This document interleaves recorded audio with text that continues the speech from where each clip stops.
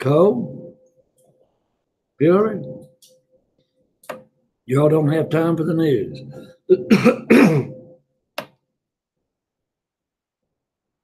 Well, there was a limo wrecked and killed 18 people in it. Did you know that, Cole? Yeah. Well, that's the news. What happened? What happened in Supreme Court? Huh? The judge got in? Yeah. It was a big fight to get him in, and still controversy about it. I say we don't talk politics, so just want you to be aware that there was a judge put into the Supreme Court. Nothing has happened tax-wise. Okay, but taxes today. Now I have assigned you a problem. When is that due?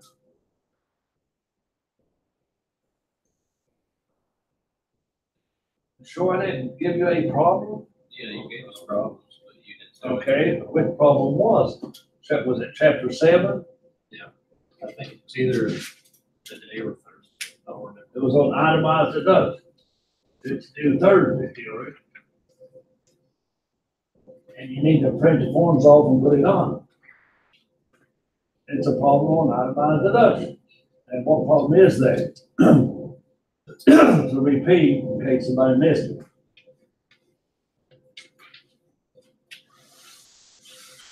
It's gonna be in the 50s or 60s. 56.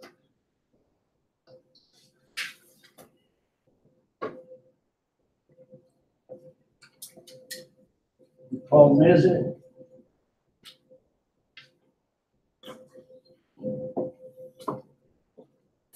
Chapter 7, what page are you on, Cole? 42.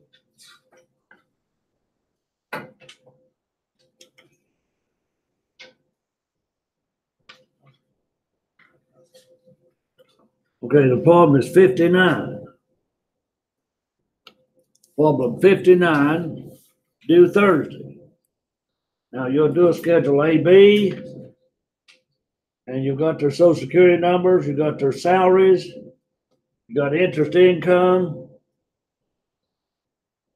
on a CD, and you've got dividends, and you've got eyeglasses, orthopedic work, medical insurance, withholding for state and federal taxes, state income taxes paid with last year's return. So you got more taxes paid last year. Property tax on the home is $1,100. Interest on the home is $97. Property tax on automobile $300. Interest on credit cards and cash contributions. You do have enough to itemize. It will beat the standard deduction. Well, you're going to take that interest on credit cards. What do you think? No. The only interest you can deduct is on a home mortgage or a home equity loan. Maybe investment interest, but there's no investment interest there. Remember, you can deduct eyeglasses and orthopedic work and medical insurance, but you're going to take out that 7.5%. So do the best you can with it, okay? Now, 3 chapters together. Deductions for and deductions from. Now, we covered chapter 5, which was a little bit about basis on inherited property, on property you bought, or gift. We went over a lot of those. And then we went to chapter 7, itemized deductions. Now we're back on chapter 6, deductions and losses. So we'll have to have a take-home test or an in-class test, hopefully no later than next Tuesday. I had to turn in midterm grades. Nobody in here had below a C on that first test, and that's the only one I had to base it on. My counting at night, I had no D's or F's, but I've got 20 in my day accounting class. Had to turn in about 50% F's. Maybe a couple of those were D's. And then managerial, which is, I think, the easy class, easier than accounting principles too. And have you had managerial, Hillary, under me? Where'd you have it at? So, okay. So, but guys, you'll need to register for cost accounting in the spring. When you take cost accounting, it'll make managerial just a review. Be real easy, managerial will. I don't know who will teach managerial next fall because I am going to call it quits in May. I've been trying to retire for 9 years. I retired from the community college 9 years ago, and I came up here. I tried to retire the first 3 or 4 years. They couldn't find anybody qualified to take the job, or they couldn't, or we needed 2, and we were able to find 1. Finally, we got Mr. Imel. So, but anyhow, hopefully they'll hire somebody else. Hope they don't put it all on Mr. Imel. And Mr. Imel's also, I don't know if he's told you or not, he's applying for the dean's job. If he gets that, he can only teach 2 classes. So, but you'll get your taxes over with. Got an email from Concord College this morning, and I haven't shown it to the acting dean. They want to join forces with us somehow or another in VITA.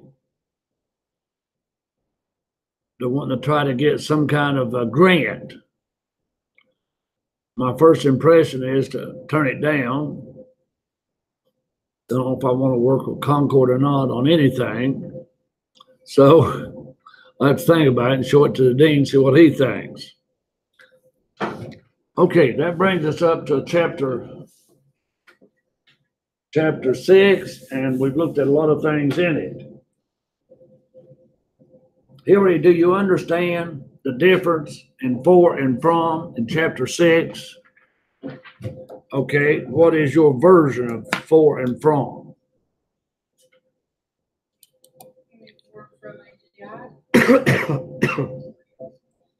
Yeah, how would you explain for and from? Anything that you can take off for standard deduction. For wages. She said from is standard deduction or what? Now it used to be exemptions, but we don't have those now. So that's it, from. Now for, she said you could take off wages. But now if you're just doing a straight 1040, you don't have a business, you don't have wage expense. You don't have a farm, you don't have wage expense. And if you don't have rental property, you wouldn't have a wage expense. But what are some other fours, Cole?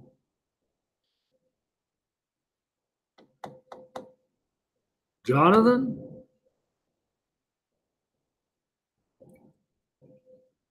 Clayton? Hillary? Okay, folks, I want to throw a book at all of you. Okay.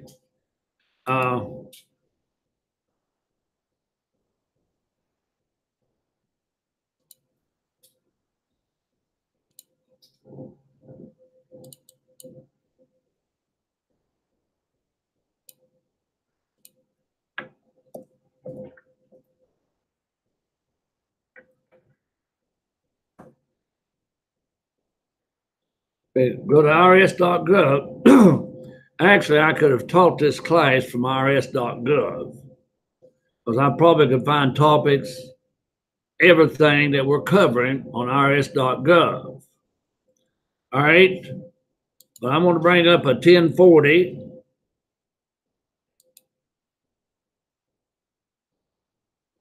And I brought up instructions, which I don't want. I just want the form.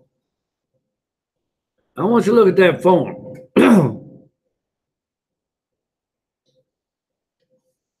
Now look down here at line 23 to 36.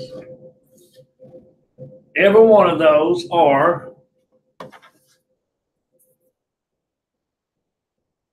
and this won't let me write on it, but every one of them are for educator expenses, certain business expenses, reservice, health insurance deduction, moving expense, self-employed, that's if you do have a business, self-employed insurance, penalty early withdrawal. But the two big ones for you all would be, maybe you've got, no, that's, you'd have to be a teacher, K through 12, $250. My daughter-in-law teaches in a elementary, second grade or something like that in Chattanooga. And I believe she has one white kid, two black kids, about 20 Hispanic kids. And most of the Hispanic kids cannot speak English well. So, but I guess they bring in interpreters and try to teach them some English. But anyway, she spends a lot. She decorates her classroom. I bet she spends at least $1,000 at the beginning of the year. She only gets to take off $250. Now, alimony is a big one, and moving expenses. Now, student loan interest deduction, that applies to all of you. Clayton, you have a loan? Excuse me. Hildy, you have a loan? John? So 50% of you have a loan. And when you start doing taxes and paying student loan interest, here you go. Tuition fees. You or your parents could take those now. We'll cover that later.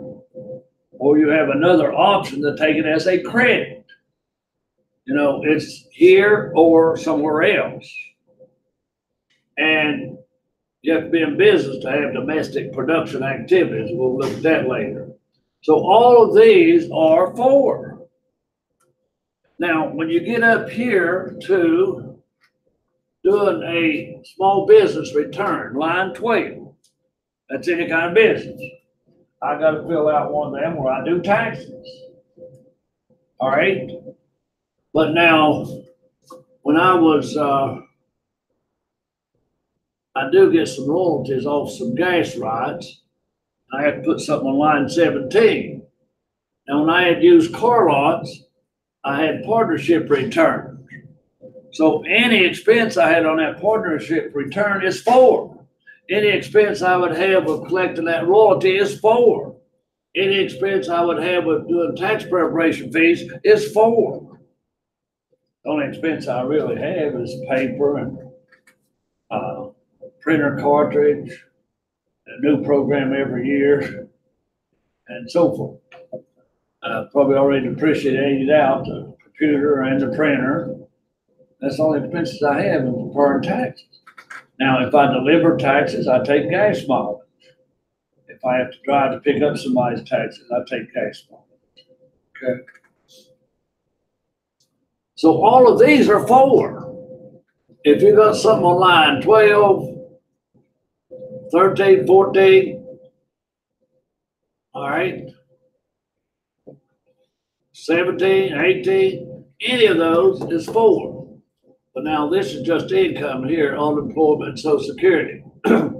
So from now on, if I ask you for, please know at least two.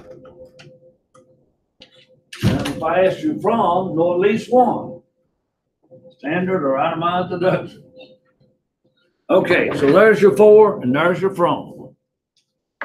Okay, now, let me bring up another form while I'm here.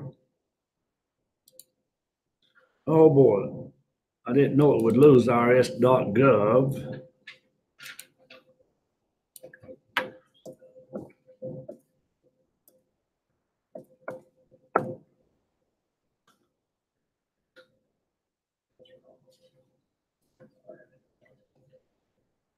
Okay, where's my search at? Right here?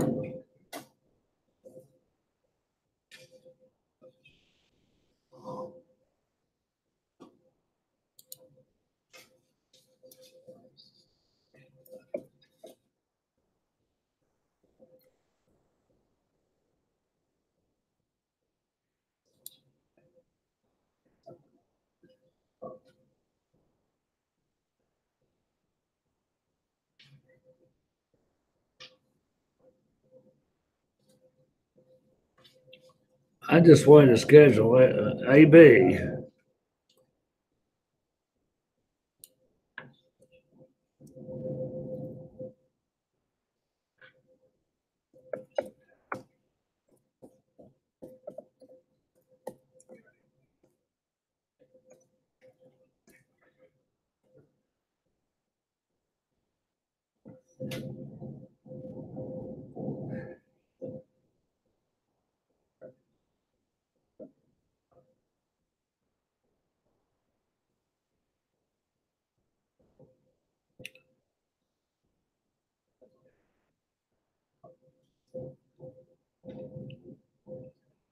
I don't see that, but I'm gonna bring this one up real quick. Oh, that's just instructions.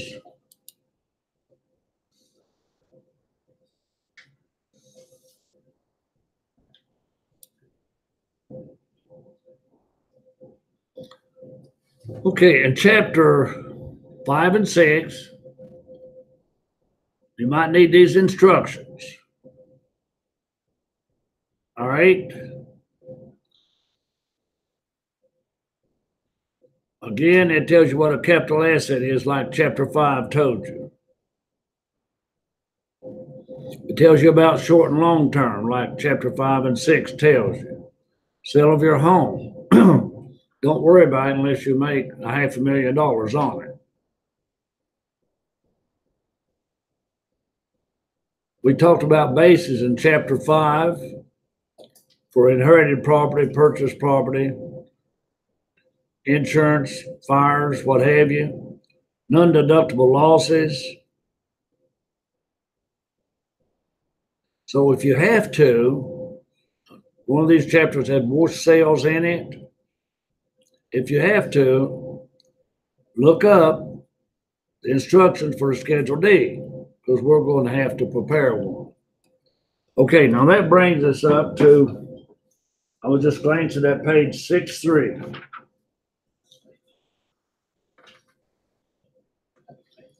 Now this chapter, expense has to be what in order to be deductible? If it's on Schedule C, all right, I still want to bring you that Schedule C up.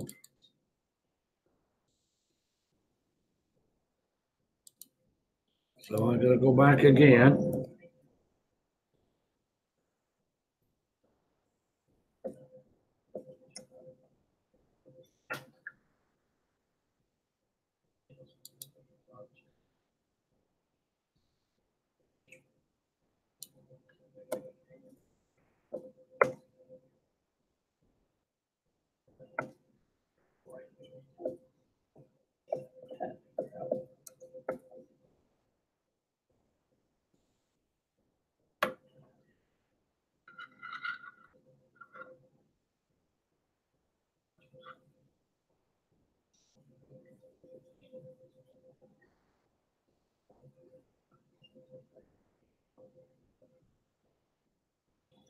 This thing is really being picky, how you type things in.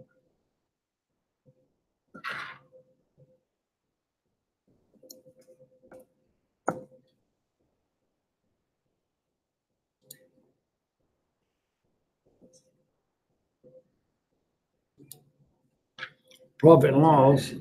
All right, now I want you to look at this, Schedule C. Now, this is small business. We should fill out one of these probably by the end of the semester, definitely next semester. All right, look at line 8, 9, and 10. Look at all these lines. Look at all these lines. I've got one question. Those are the deductions. Would they be for or from? Right, Cole? Because Cole knows there's only one. What did you say, from or for? Wrong, Cole. There's only one from. What is that one, Hillary? She told me that earlier. There's only one from.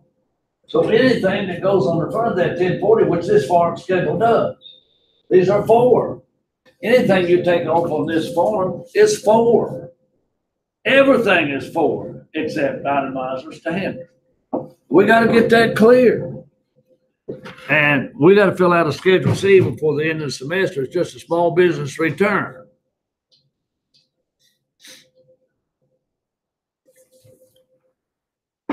I've got one guy in accounting, he's got an internet business. He sells clothes on the internet. So he's got one of these returns to do, 2018. I got another guy that he does construction work. He's a handyman. Whoever hollers at him, he makes some pretty good money. He'll have to do one of these Schedule C. If you prepare taxes for other people, you'd have to do a Schedule C. I have to. So we will be doing a Schedule C. And on the back of this thing, if it were retailing, you got cost of goods sold. You got other expenses. Okay, now let's get back to where we were in the book. My question, once again, now all of those expenses you saw in that Schedule C, they've got to be two things. What two things do they have to be?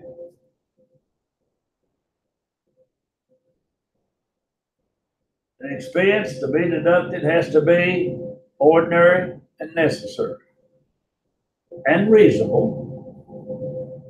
You can't pay your daughter $100,000 a year for a $20,000 job. I did taxes for an air conditioner place. Her daughter was in college. They paid her $30,000 a year to clean the office on the weekends. That's pretty good money to clean a little office on the weekends, isn't it? But the thing about it, then I was told she didn't really come in and clean the office. Somebody else did that. But now, why would they pay her $30,000 a year? With her in school and everything, she'd be in a small tax bracket.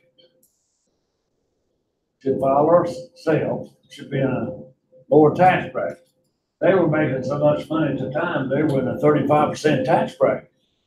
If they paid their daughter 30, it should only been at 10 or 15. IRS would not approve of that. IRS would come in and deny that deduction.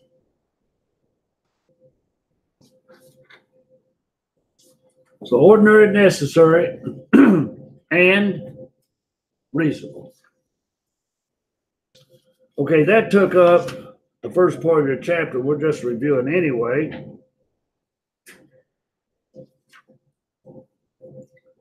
All right.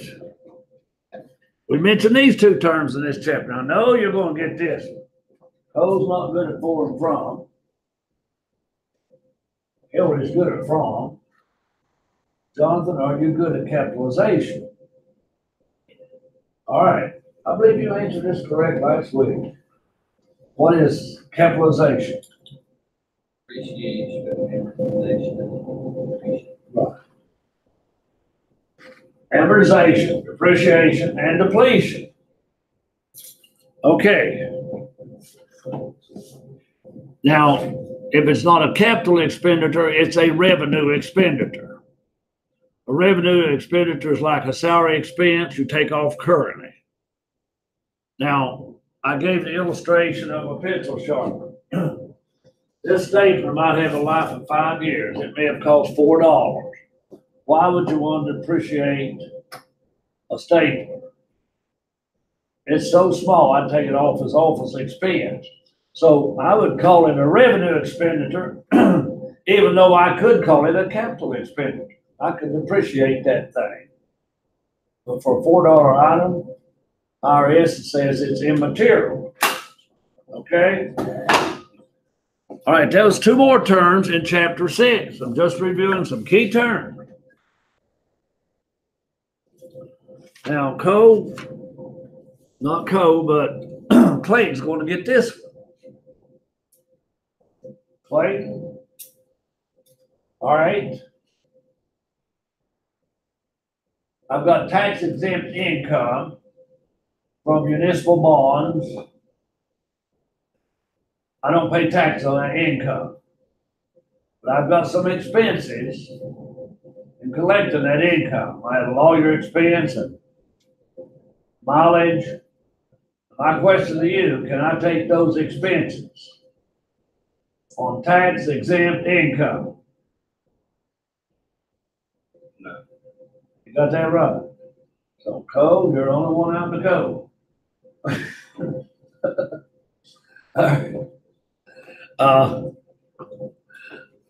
They got those three got theirs. So we got to find something for you to get correct before the period's over. Even if I have to ask you your birthday. Okay. Cole, I'm just giving you a hard time this period.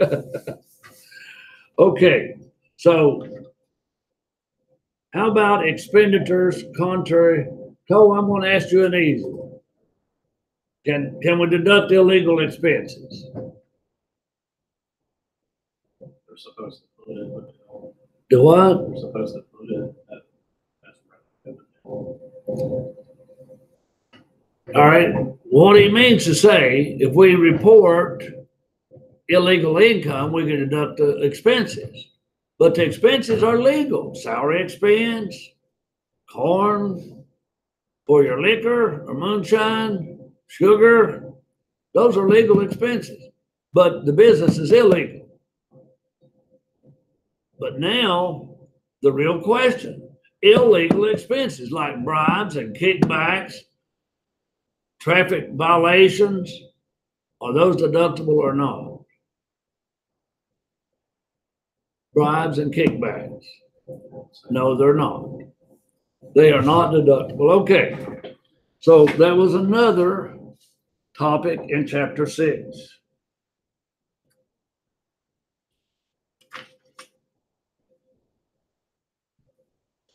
Now, other expenditures specifically disallowed. If you do something to influence legislation, attempted to influence the general public, and so on. Now, I'm sure, has anybody ever heard of George Soros? No? All right. Did you hear about all these people campaigning outside? They weren't campaigning, protesting outside the Supreme Court during this judge's nomination. You heard about that? I heard they were recruited and paid for by George Soros. Now, George Soros is a wealthy man. I think he hates America. And I think he pays some of these people to riot, demonstrate, tells them what to do and say, just to keep division in the country.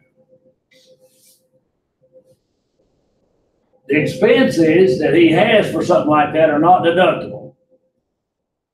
But now if he gives those expenses to a charity, they may be deductible. Okay, Amazon. I just saw a thing on Amazon. They were donating to some charity in Saudi Arabia. I don't know if they were for or against husbands being able to beat their wives up and no penalty. Or if you committed adultery, that you would be robbed. You'd be stoned. Now, something about that was on the news and I didn't get it. But it was the president of Amazon donating to those charities. The question was, were they legal? Could he take those as a legal charity? All kinds of things are happening. I just get bits and pieces of it.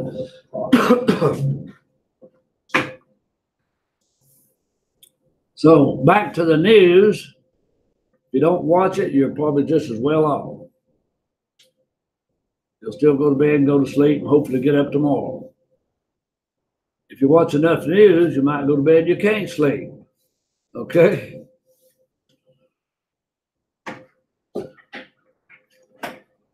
There's a lot of hogwash.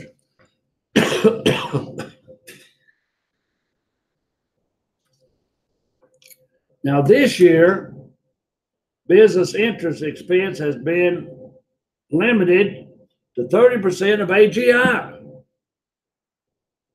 So if I had a small business doing taxes and I had interest expense, it has to be less than 30% of my AGI for me to deduct it.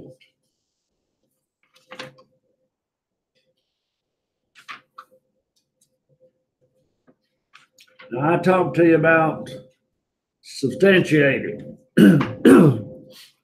You need evidence. IRS wants evidence. Congress, the Senate wanted evidence. And this lady accused that judge of something that happened 36 years ago. She didn't know where it was, what year it was. She didn't know how she got there. She didn't know who took her home. And she mentioned 4 or 5 other witnesses. And those witnesses, not one of them agreed with her. So does that make her testimony pretty good or pretty bad? If I believed her, I watched her and I believed her. But they had nothing to prove that she was right. But in IRS, they just want a receipt or a check or both. And if it's for a church contribution, it would be good to have a statement from the church.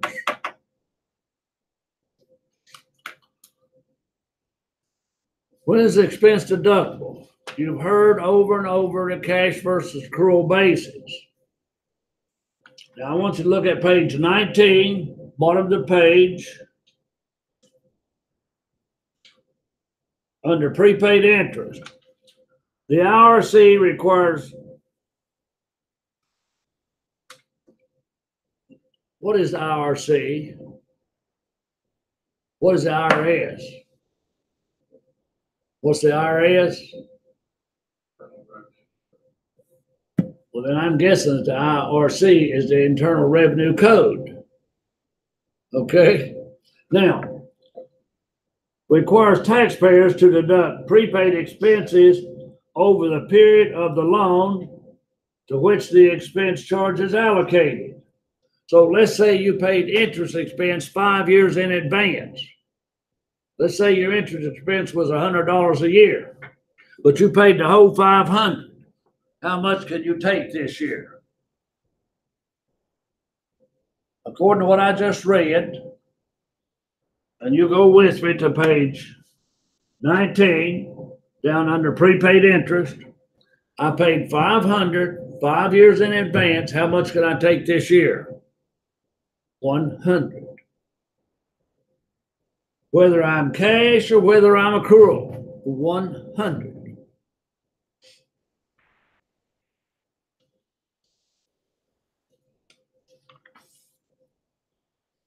All right, so please look at that situation. Now, page 23, something I've not pointed out real good, and I've got to do that today. Page 23, wash sales.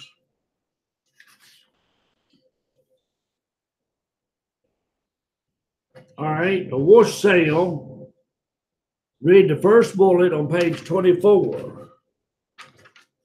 Well, there's 2 bullets. If you realize a loss on the sale of stock or securities. Okay, I want to sell some stock today to take a loss so I can take it off of my taxes for 2018. Now, the taxpayer acquires substantially identical stock or securities within a 61-day period of time that extends from 30 days before the date of sale to 30 days after. How you get 61 out of that? 30 days before and 30 after. How do you get 61? The day off makes 61. Okay. 20 days ago, I bought some stock for $20 a share. Now, I had some of that same stock that I paid $35 a share for. So 20 days later, I sell my 35 share, stock that I paid $35 for $20 a share. Now, IRS is not going to let me take a $15 loss per share because I bought some back just like it. Okay? Or I could have bought it back after. So please read the example on page 24.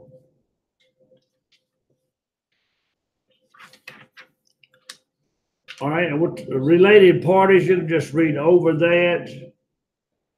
Basically, it gets into pretty detail, but sometimes a sale of stock at a loss.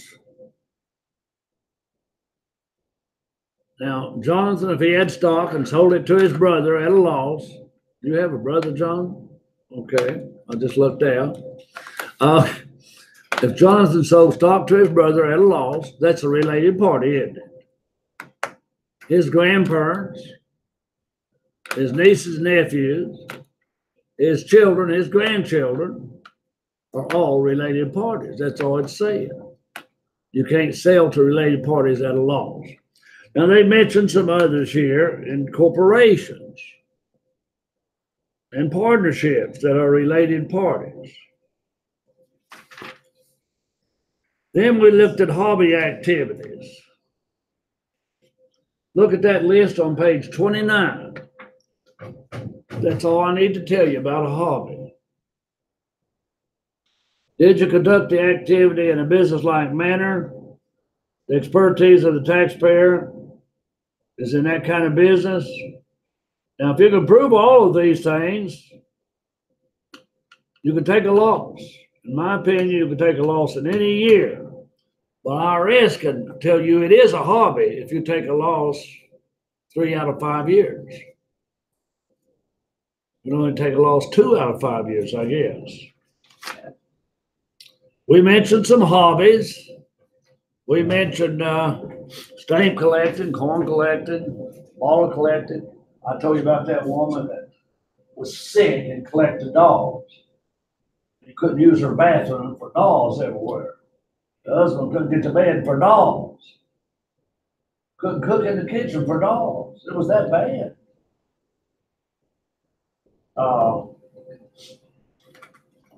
I didn't see him, but my wife did. My wife went in and she was told that's the way it was. That's the way it was. All right, let's look at vacation home, page 30. Fact, a lot of people have vacation homes, right? They'll have a condo at the beach or an apartment or a house. Okay. But now when I retired, I bought a motor home. Well, I went out west for a month. At the end of May, when I turn in y'all's grades, I'm going to head up east for a month. I'm going to take in the history of Maine and Massachusetts and Philadelphia and Martha's Vineyard and go to some of those fishing ports in Connecticut, and I'm going to take in just history of east United States, up and out west. Okay. But instead of buying a vacation home or something in Florida or at the beach, I will rent a spot for my RV, motor home down in Florida. Okay? Mason, that didn't take too long, did it?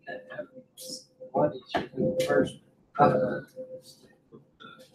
just put 4. Yeah. Thank All right. There's one problem. I gotta get those about a year in advance because it's so popular down in Florida.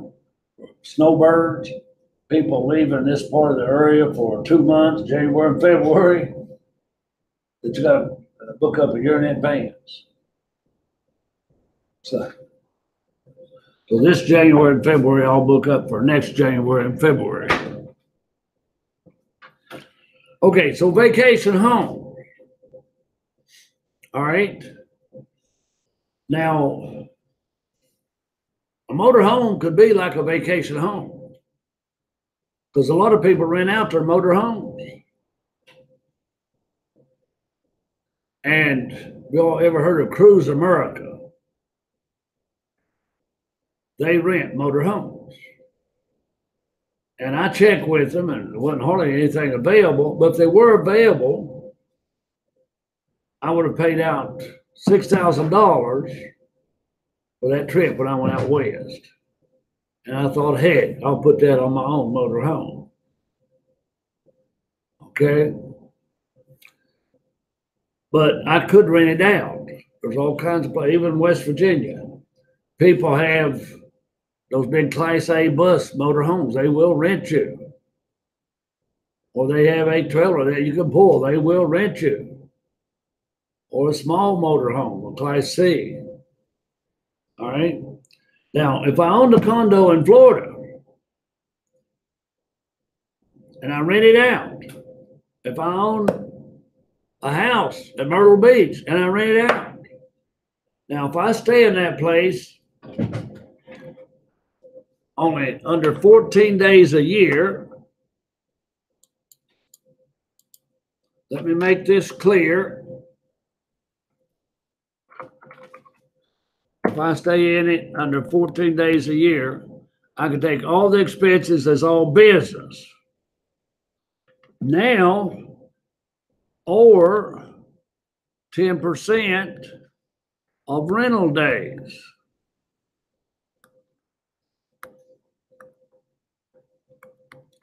Let's say I only rent it 30 days. What is 10% of 30 days? What's 10% of 30 days? Oh, come on. 10% of 30 is what? No calculators, please. 3. Okay. Would I take the 3 or the 14? It wouldn't matter as long as I stayed in under 14 or 3. But what if I rented out 300 days? Now, what is 10% of 300 days? All right. As long as I stayed in under 30 days, I can still take all the expenses as business expense. Okay. Now, let's say I used it. Let's say I used it 60 days and I rented it out. Some of these people condominiums at a beach, they'll get $1,000, $2,000 a week. My daughter, her family has rented out a house for 4 or 5 years on the beach, and they pay about $5,000 a week to rent a house. The owner of that house is doing pretty good, aren't they? They paid that much this year to go out some kind of to island. They had to call in what food they want stocked in the home. They had to get a shuttle to a dock. They had to get a water taxi over to the island because there's no cars on it. Now, pretty good vacation, quiet. Only a couple of restaurants on the island, just family time. However, have you ever heard of a red tide? Have you, Clayton? I had never heard of it till my daughter went to this island this summer. Red tide is red algae. It comes into the beach. It kills fish. So for 5 of her 7 days, 2 good days were good. 5 of her 7 days, she couldn't go to the beach because all these fish died and washed up, and it was nothing but stink, smell. You know what dead fish smells like. So she paid that much money out, didn't enjoy it like she should have. All right, so you live in it 30 days. You live in it 30 days, and you rent it for 140. It sits empty for 165. All right, now you had expenses. You have utilities, you have taxes, you have insurance, you have depreciation. Maybe you have maintenance and upkeep and somebody to clean it. All right, those expenses, let's say, added up to $10,000. How do I prorate them? Now, how much of that expense do I get if I stay in it under 14 days? All of it. But now I'm going to have to prorate it. This adds up to 200, and I'd have to multiply that by 60 over 200 and 140 over 200. And that's how I would divide my expenses on a second home or a rental home. Now, second home could be a condo, a house. It could be a houseboat. It could be an RV. It could be a trailer. It could be whatever, as long as it's second home.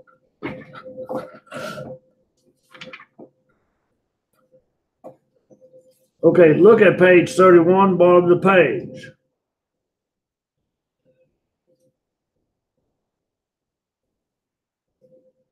They'll give you that formula in a different way. Number of rental days over total number of days used. Oh, I got the same formula. Same formula, folks. 200 days.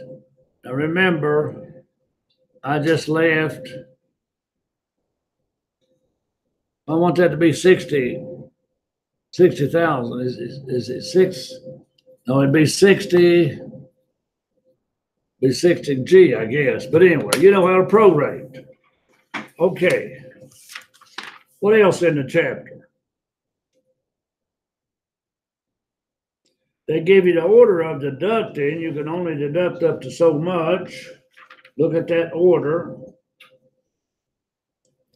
Last thing is page 34, office in a home. Now, I want you to look at this little chart on page 35. Start. All right, resident. It meets that test. If it's no, if it's yes, rent it over 14 days. If it's yes, income is reported on Schedule E. Now that's still back to a rental home, a Schedule E. Now, I can give you a Schedule E now. An E is a business form. So I want to show you one more form.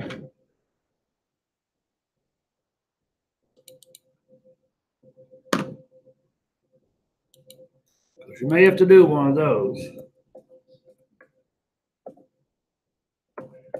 I'm going to try to type Schedule E straight in without going to irs.gov.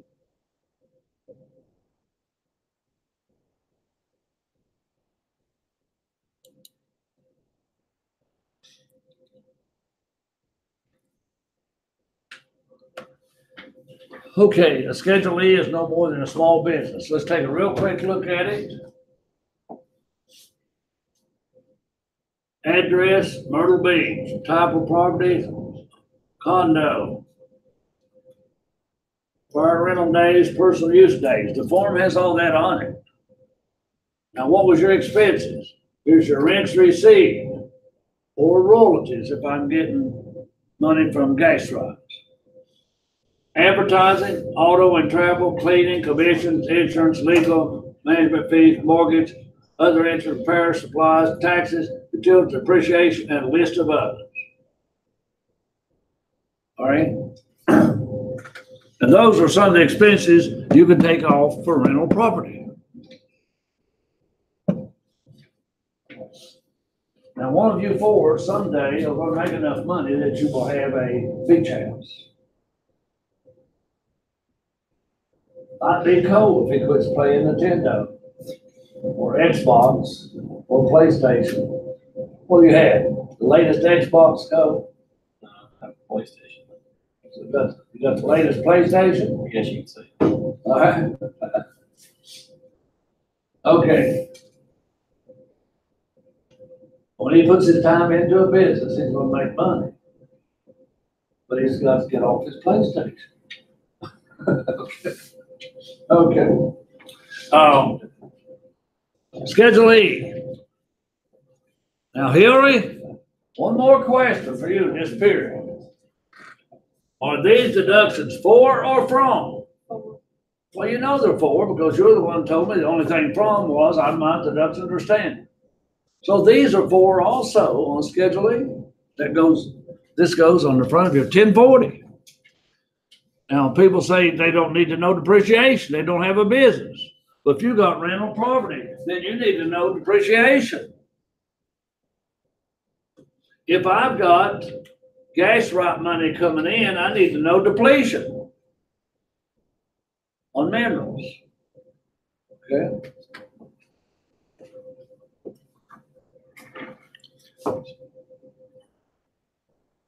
I want you to look at the back of the form.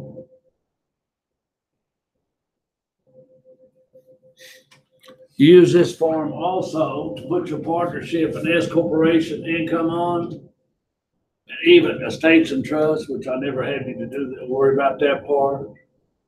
Income or loss from real estate, mortgage, investment, conduits, which I don't even know what a conduit is, have not looked it up.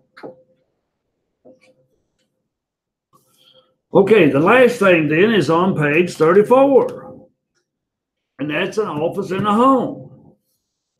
I told you I cannot take an office in the home because my work provides me with an office. But now, my ex-son-in-law had an office in the home because he was a salesperson. He didn't have an office at work, he had an office at home to conduct a lot of his business. He can deduct it. Now, things almost like an office in a home. What if you had a beauty shop in your home? Same difference. Well, if you have a doctor's office in your home, same difference. If you have a dental office in your home, you work the same way. If you have arts and crafts in your home and you use a room, you make money from those little arts and crafts, just like an office in a home. Home and office. Office and home. Oh, gosh, I got that backwards. Anyhow, bottom line is, if you make money out of your home, whether it's welcome wagon, women used to sell a lot of Tupperware. They used to sell a lot of home interior stuff. Or Sarah Coventry. Or what was it? The one that had the pink Cadillac. What did they sell? Mary Kay. If they used one room of their home to store Mary Kay, they got up to his home office. Same thing. Now, how do I depreciate the home? If it's 6 rooms, I take 1/6. If it's 2,000 square feet, I'm only using 100, then I take 1/20. I can do either method, rooms or square feet. Now, I can take a portion of the electric bill, probably not the telephone bill.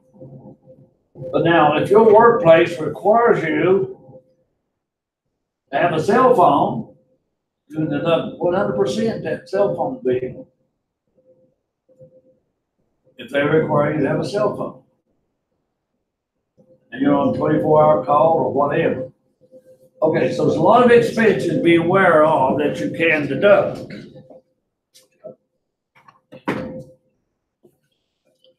Now that brings us up to, now always look at the end of your chapter activities, planning and so on. Now, Hillary, did you make any money last year? Yeah, Oh, you working this year? Not gonna have any income? I help my husband.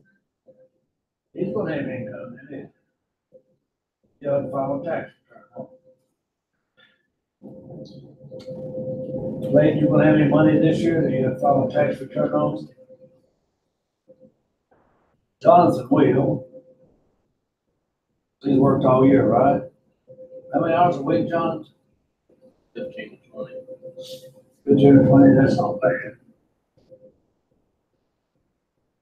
All right, Jonathan will have to file a tax return. And you and Jonathan, you file your own taxes this year. After taking this class, after we take that training for IRS, you do your own taxes, with IRS software. And you get to an e-filing for free, no cost. And so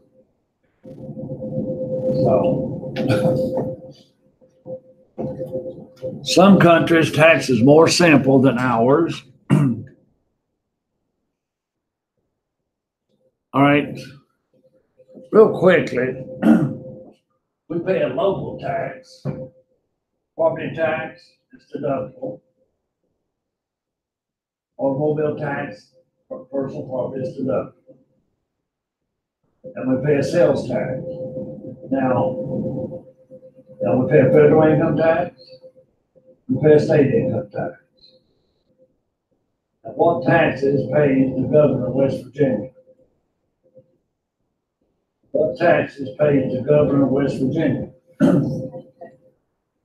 Of your state income tax. Oh, West Virginia gets in a little more revenue from dog racing and casinos. I heard on the radio this morning, some man said there were 900 some casinos in the United States. He said 900 of them a year. He's trying to play the 900 of them. If he won something, lost a lot of money. He's not trying to get it, put the Genesis for one record. So West Virginia has a casino, and they have dog racing. Did y'all ever go watch some dog race up in Charleston? Huh? Will. Willie? Yeah, Willie has a casino too, don't they? Okay, they're like beside each other in a hotel. Yeah. I went to that West Virginia dog track one time. I bet on a dog. Asked my granddaughter, Courtney. That darn dog got halfway around the track and said, dang. I'll never bet on Courtney again. Okay. Anyhow,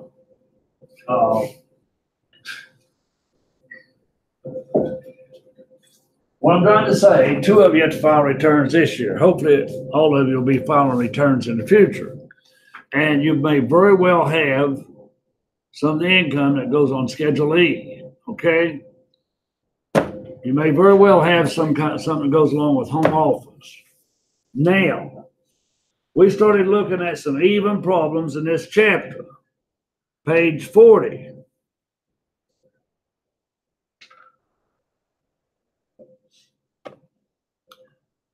Page 40. And I still want you to look at the even problems. We need to finish them. But in this chapter, I want you to do 1.